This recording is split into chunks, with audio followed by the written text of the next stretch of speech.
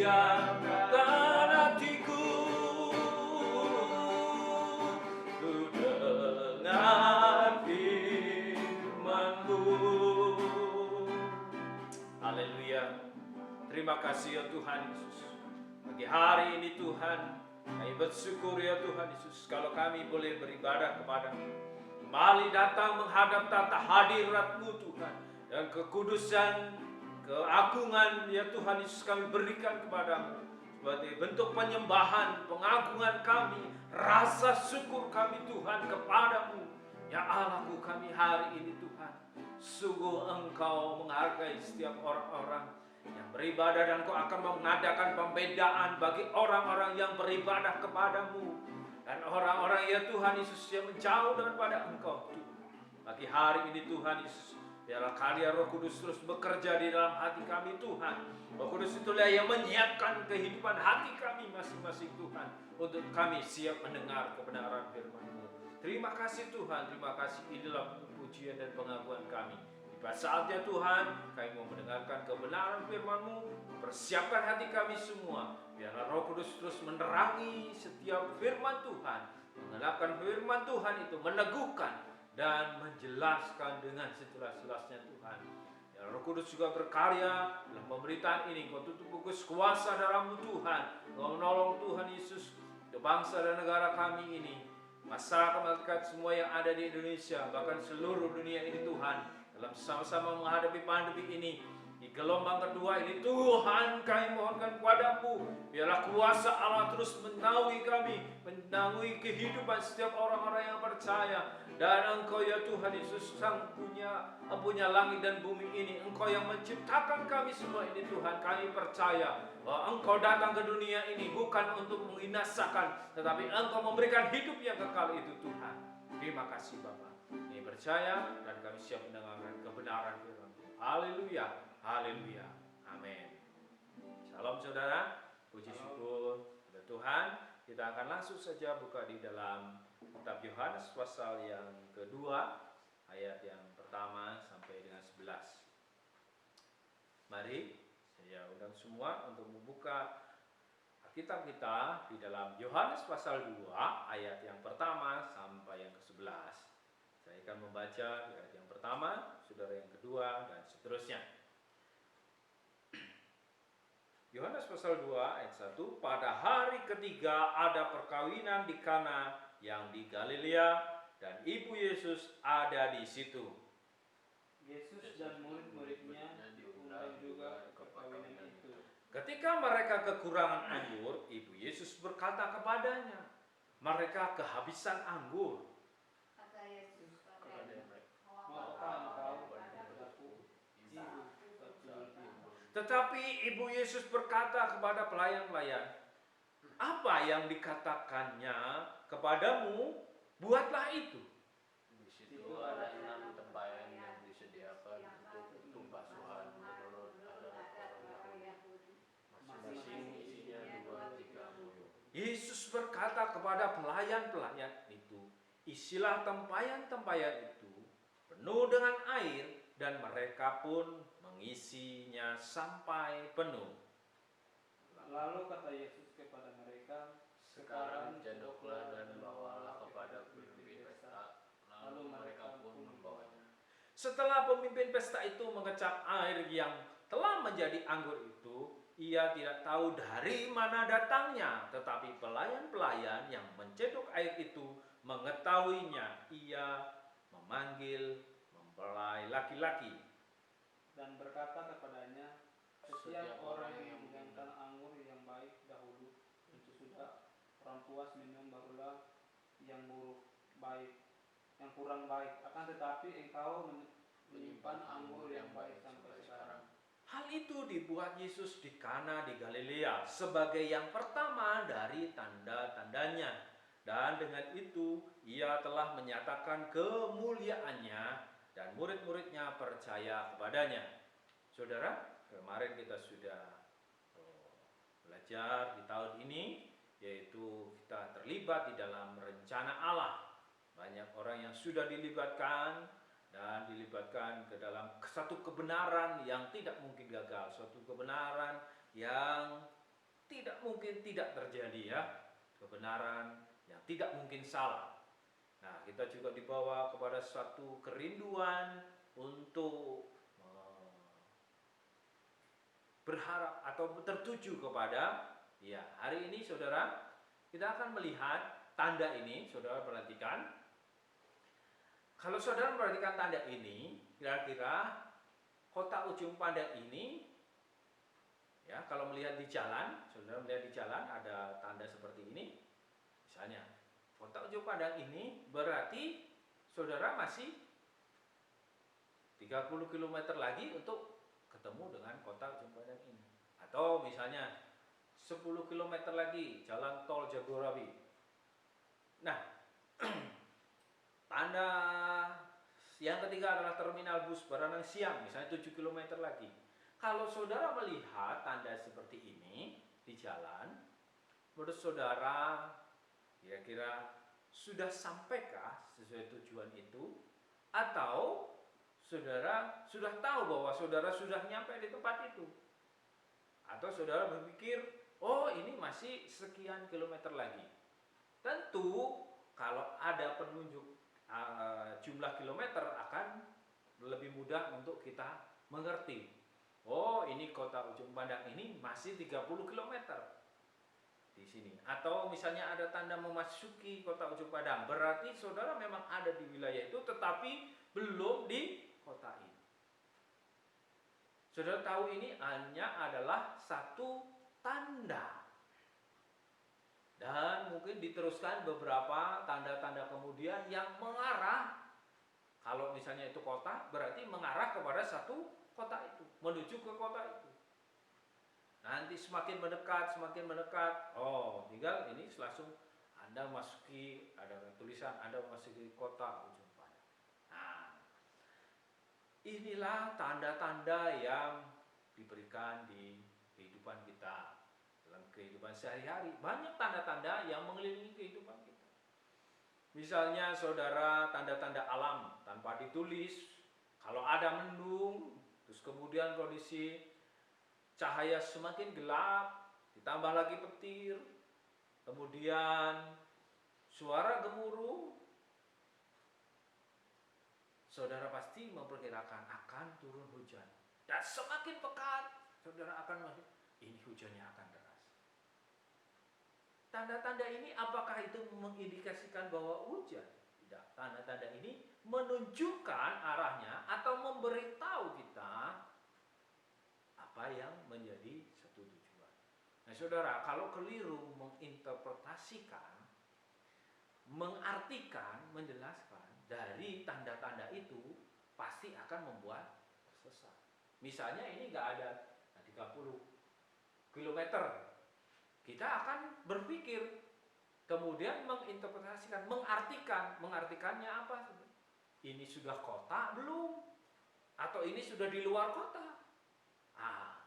Kalau mungkin ada ujung pandang terus dicoret, berarti oh ini sudah keluar kota. Semakin kita banyak tanda-tanda itu, semakin menguatkan kita untuk bisa mengerti apa yang dimaksud dengan tanda itu. Ya, saudara, hari ini di kitab Yohanes ini saya memberikan judul satu tema, yaitu 7 tanda-tanda, ya.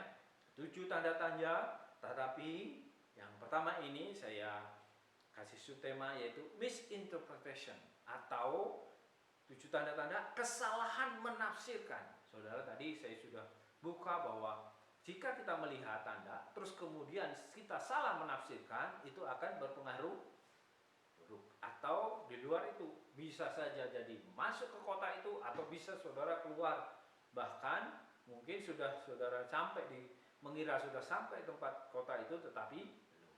Jadi ada misinterpretation, ada kesalahan menafsirkan dari tanda-tanda.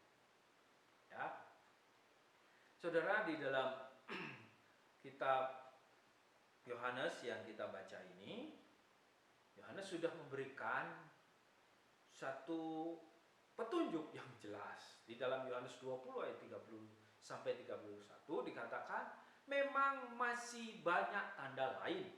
Saudara ingat, memang masih banyak tanda lain yang dibuat Yesus di depan mata murid-muridnya yang tidak tercatat dalam kitab ini. Tetapi semua yang tercantum, yang tercatat di kitab Yohanes ini, supaya kamu percaya bahwa Yesuslah Mesias, Anak Allah, dan supaya kamu oleh imanmu memperoleh hidup yang di dalam namanya. Ada tanda-tanda, dan ini di Yohanes pasal 2 ini adalah tanda yang pertama. Dikatakan sebagai tanda yang pertama. Jadi ingat saudara, jangan sampai kita menjadi salah menafsirkan, misinterpretation. Jadi salah menafsirkan tanda-tanda. Ini tanda yang pertama pun Tuhan begitu jelas menyatakan bahwa siapa dirinya. Contoh, ada kalau salah menginterpretasi atau mengartikan, itu akan menjadi tersesat atau salah pikir. Kemudian kita salah mengerti dan akhirnya kita salah bertindak. Ya. Di pasal yang ke-21 ayat ke-15-16 dikatakan masih banyak hal-hal lain yang diperbuat oleh Yesus, dikatakan oleh Yohanes. Saudara, satu contoh, misalnya kita melihat ada lambang ular atau melihat ular sendiri, ada yang sudah menginterpretasikan, sudah menafsirkan ular tersebut sebagai iblis atau naga. Dan itu banyak. Jadi pemberitaan di luar sana, saudara harus mengerti bahwa ini adalah bukan iblis. Ini sebagai tanda. Tanda ini bisa berarti lain sesuai dengan konteksnya, seperti ular tembaka yang dipasang pada saat peristiwa Musa. Nah, kenapa harus ular itu dijadikan tanda? Tentu sesuai dengan kondisi itu. Dan inilah menjadi lambang, lambang Kristus yang nanti ditinggikan di dalam kitab Yohanes ini juga, dan dinyatakan bahwa termasuk salah satu tanda. Kita belajar dari tanda ini supaya kita tidak salah menginterpretasikan atau salah mengartikan sehingga berakibat fatal.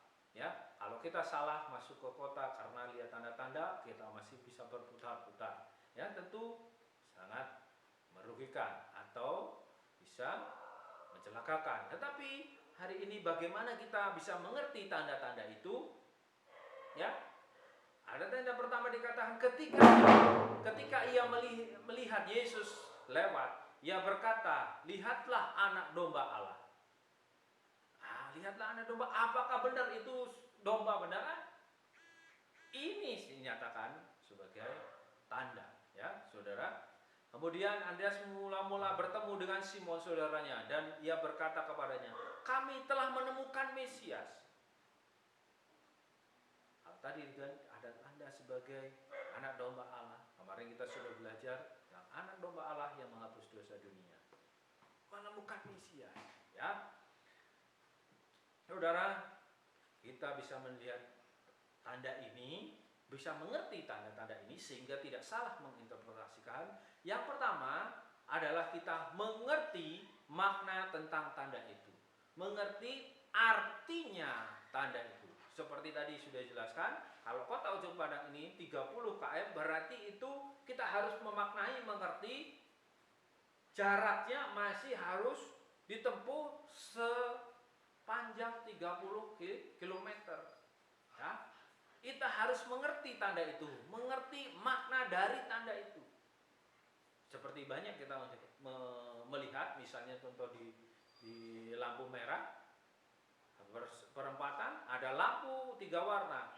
Saudara kalau tidak mengerti makna dari lampu-lampu ini, misalnya hijau harus apa, kuning harus apa, menandakan apa, merah harus apa. Kalau saudara salah mengartikan, tidak mengerti maknanya, maka merah pun saudara akan jalan.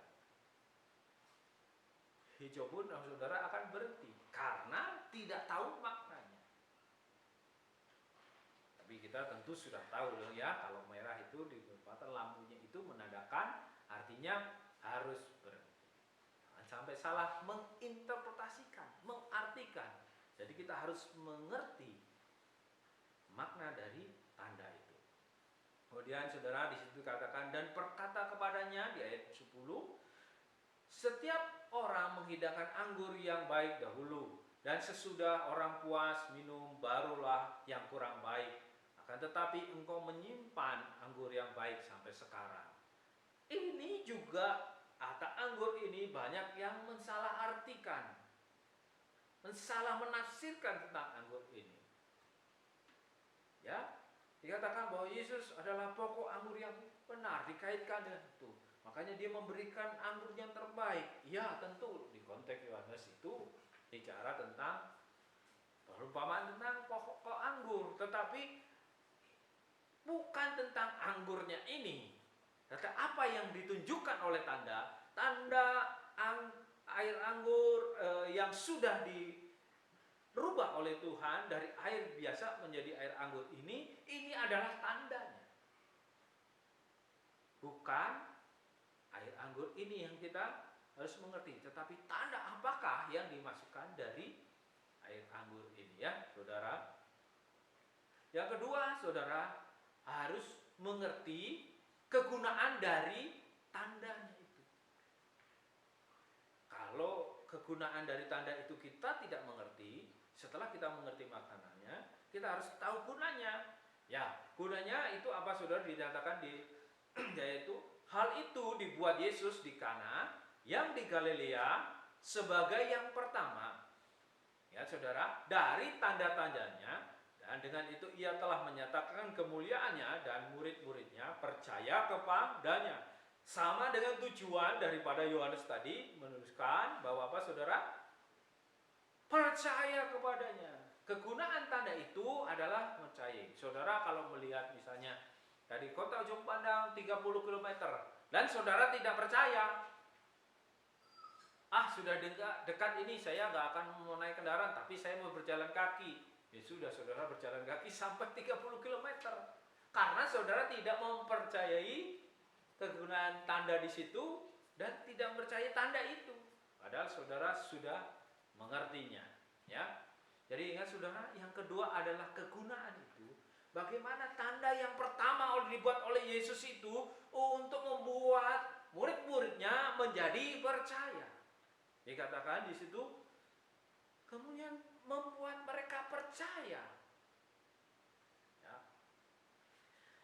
Yang kedua, yang ketiga, saudara, setelah pemimpin pesta itu mengecap air yang telah menjadi anggur itu, dan ia tidak tahu dari mana datangnya. Pertama, ia tidak tahu dari mana datangnya. Tapi pelayan-pelayan itu mencedok air itu dan mengetahuinya. Ia memanggil mempelai laki-laki, terus akhirnya dia memanggil mempelai laki-laki.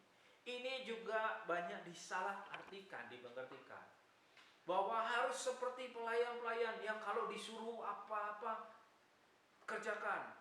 Seperti pelayan ini kepada Tuhan, dia disuruh oleh Ibu Yesus dikerjakan. Kemudian Yesus apa yang dikatakan kerjakan. Tetapi saudara boleh lihat di sini apa saudara? Tetapi pelayan-pelayan yang mencedoknya air itu mengetahui.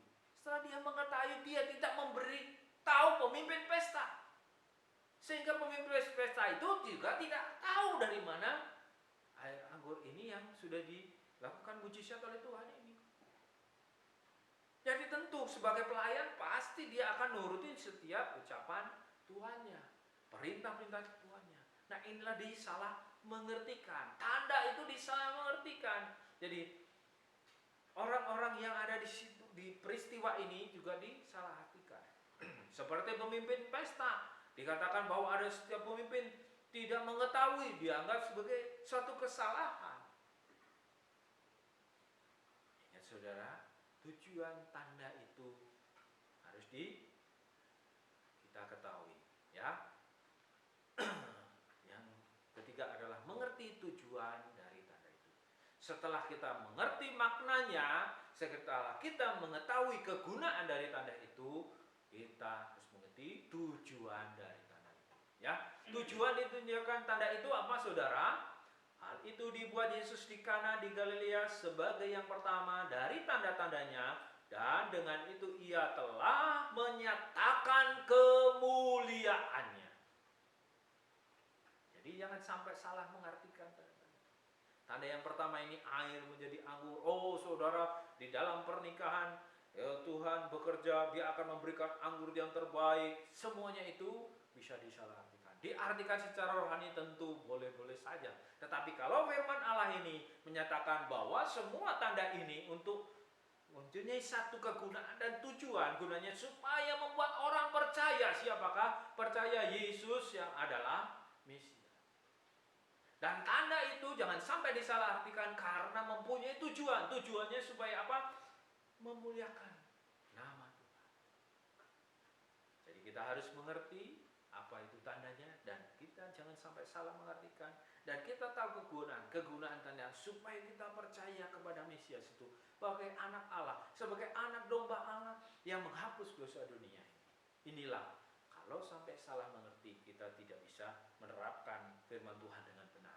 Kalau interpretation kita benar, interpretation kita sesuai dengan kebenaran firman Tuhan, penafsiran kita sesuai dengan kebenaran firman Allah yang dinyatakan di situ, ya, saudara bisa menerapkannya dengan benar sehingga kita bisa melakukannya dengan benar. Ya, saudara, segala tulisan yang dihilangkan oleh Allah memang bermanfaat untuk mengajar, menyatakan kesalahan, memperbaiki kelakuan dan untuk mendidik orang dalam kebenaran. Dengan demikian tiap-tiap manusia kepunyaan Allah diperlengkapi untuk setiap perbuatan yang baik. Inilah tujuan kita mengerti tanda-tanda. Jangan salah menginterpretasikan dari tanda-tanda itu. Jadi bagaimana kita harus mengerti tanda-tanda itu? Kita harus tahu dulu maknanya. Karena satu kata ini ada di dalam kalimat itu mempunyai arti yang berbeda. Setelah itu kita melangkah lebih jauh untuk mengerti apa kegunaan dari tanda. Karena saudara tahu bahwa tanda ini adalah bukan yang dimaksud. Tanda ini bukan satu tujuan dibuatnya, tapi menunjukkan kepada satu pribadi yang terus membawa kepada kemuliaannya. Hari ini saudara, kita bisa perhatikan setiap kebenaran firman Tuhan. Ya, saudara, firman Tuhan mengingatkan hal ini bahwa tanda-tanda yang dibuat, yang ditulis oleh Yohanes ini mempunyai maksud, mempunyai tujuan, ada kegunaannya. Dan hari ini tanda-tanda dari mujizat Yesus itu adalah untuk membuat orang percaya, membuat kita percaya, meyakini apa yang dikatakan oleh firman Tuhan. Makasih bahwa hari ini kita diingatkan kembali oleh kebenaran firman Tuhan. Jangan sampai salah kita mengerti. Perhatikan firman Tuhan. Berakibat fatal. Saudara bisa menjadi orang yang ragu-ragu, saudara menjadi orang yang skeptis, dan saudara bisa menjadi apatis sehingga tidak mengakui adanya Allah. Tidak mengakui bahwa adanya Yesus adalah Tuhan dan Juru Selamat. Karena saudara salah menginterpretasikan, menafsirkan dari teks-teks Alkitab ini. Tanda yang pertama dibuat supaya murid-murid yang pertama sudah mengenal dia anak domba. Murid-murid yang sudah tunjukkan dia adalah anak Allah. Murid yang pertama ini sudah tunjukkan dialah Allah yang akan menyelamatkan manusia. Dan di sini diberikan tanda yang pertama. Sehingga apa, saudara? Murid-murid dikatakan di situ percaya. Ya. Kemuliaannya dan murid-muridnya percaya kepadanya. Hari ini kita sudah percaya kepada Tuhan dan terus kita akan mengerti, menafsirkan setiap kebenaran-kebenaran firman Allah yang menunjukkan menjadi tanda-tanda, kita mengertinya sehingga kita tahu tujuannya. Puji nama Tuhan. Tanda yang pertama ini adalah untuk menyatakan kita mengerti dengan benar sehingga kita mempunyai tujuan untuk memuliakan nama Allah. Terima kasih ya Tuhan Yesus pada pagi hari ini. Kalau kami sudah mendengarkan kebenaran firman-Mu Tuhan yang Kau sudah nyatakan lewat Injil Yohanes ini, bahwa Engkau memberikan tanda-tanda kepada Yohanes ini Tuhan untuk dinyatakan, disampaikan kepada pembacanya, penerima dari Injil ini Tuhan di abad yang pertama ini Tuhan Yesus. Dan Engkau juga ya Tuhan Yesus yang menyatakan kemuliaan-Mu, menyatakan ya Tuhan keberadaan-Mu melalui Injil ini, memberikan tanda-tanda, dan Engkau menyatakan kepada kami untuk mengerti tanda itu, sehingga kita bisa mengetahui kegunaan tanda itu juga dan tujuan dari tanda-tanda itu Tuhan, sehingga tidak salah mengartikan. Tuhan, Engkau bukan saja melambangkan anggur atau perkawinan atau apapun Tuhan, tetapi semua tanda-tanda ini Kau berikan untuk menunjukkan Engkau sebagai pribadi yang adalah Allah sendiri. Terima kasih Tuhan Yesus, biarlah ajar kami untuk tidak salah menafsirkan, salah mengerti dari kebenaran firman Allah ini. Terima kasih Tuhan Yesus, oleh kuasa Roh Kudus-Mu, karena Roh Kudus-Mu ini Tuhan yang akan mengiluminasi kehidupan kami, sehingga kami dibukakan selubung-selubung ya Tuhan yang selama ini kami tidak tahu, mengerti kebenaran firman ini, sehingga kami boleh mengerti dan mengenal siapa Engkau Tuhan. Dan kami boleh sampaikan kepada orang lain, menyatakan kepada orang lain bahwa ada satu pribadi, yaitu Allah sendiri, yang telah turun ke dalam dunia, mengambil rupa manusia, dan Dia menyatakan keselamatan bagi seluruh dunia. Terima kasih Tuhan Yesus. Inilah yang kami bisa sampaikan ya Tuhan, pada kebenaran firman Tuhan pagi hari ini. Kau menolong ya Roh Kudus terus bekerja di hati kami masing-masing Tuhan. Dan mau berdoa pada pagi hari ini seluruh yang hadir di tempat ini, bahkan yang menikmati ibadah online di mana saja Tuhan. Kau jamah mereka, Kau berkati mereka ya Tuhan. Masa padamu ya Tuhan, Engkau yang memegang kehidupan kami ini Tuhan. Kami berdoa biarlah berkati mereka semua Tuhan Yesus, dengan berkat kasih karunia daripada Allah Bapa, kasih setia daripada Yesus Kristus, dan penyertaan daripada Roh Kudus dari hari ini sampai selama-lamanya. Haleluya, haleluya, amin.